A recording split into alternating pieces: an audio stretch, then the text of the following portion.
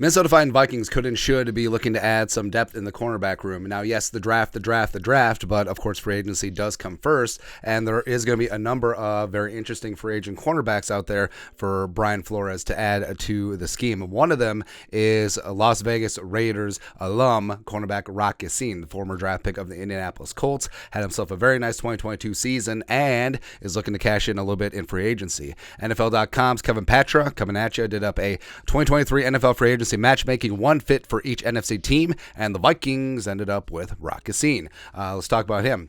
Among the clubs facing a cap crunch, the Vikings will likely be looking for potential bargains, particularly at corner. YaSin would provide a physical presence in the Minnesota secondary. He didn't give up many big plays last season in Vegas, even though their defense was garbaggio.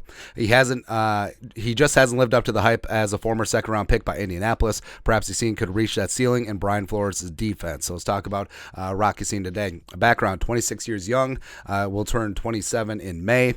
6 foot, $193, a former second-round pick by the Colts in 2019. Back in the day, was originally at Presbyterian. Find Presbyterian on the map, I dare you. But then he transferred to Temple for a season, and then that vaulted him to being a second-round pick. Tested okay at the combine. Having great length is fantastic. Good vert, as well as a 4.5 140. Not a deal breaker on the outside, but you know what I mean. And then his scouting report from Lance Zierlein, projected as a first and second round guy. NFL comp Nate Hairston, who was a Fangio and Donatel guy in Denver. Overview: body beautiful cornerback, just like me, with good size and potential, also like me, but just 1 year of FBS football experience, and it was at Temple. YaSin needs technique work across the board, but the ability to handle the said duty of the position are all in place and waiting to be unlocked. He has the strength, toughness, and feet to go from shadowing presence to a more disruptive one as a press man corner.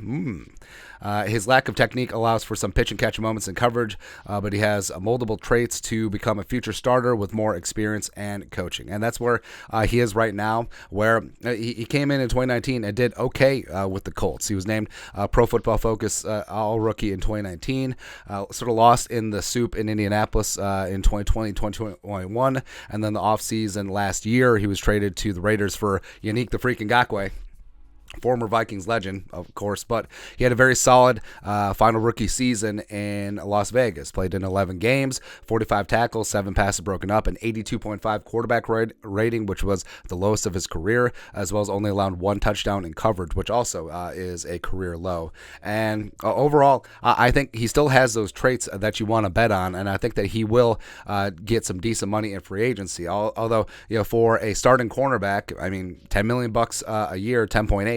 That ain't. It isn't nothing, but also it's not a lot. It certainly is not. And I think with the season that YaSin had with the Raiders, I think that certainly is justified. Now, the question is, Patrick Peterson. Absolutely love and adore him. He's getting up there in age. Isn't really the press man corner that Brian Flores is looking at anymore, but you love his leadership and intangibles. But I mean, if he's going to get, say, 6 in free agency, would you rather pay 6 for older Patrick Peterson, who isn't really fit one-to-one with what Flores wants to do, versus a 26, 27-year-old YaSin at 10.8, who is going to sync up and be simpatico with what you want to do? I don't really know, man. But like I said, the Vikings could and should look to add some cornerback depth. And yes, the draft is the draft.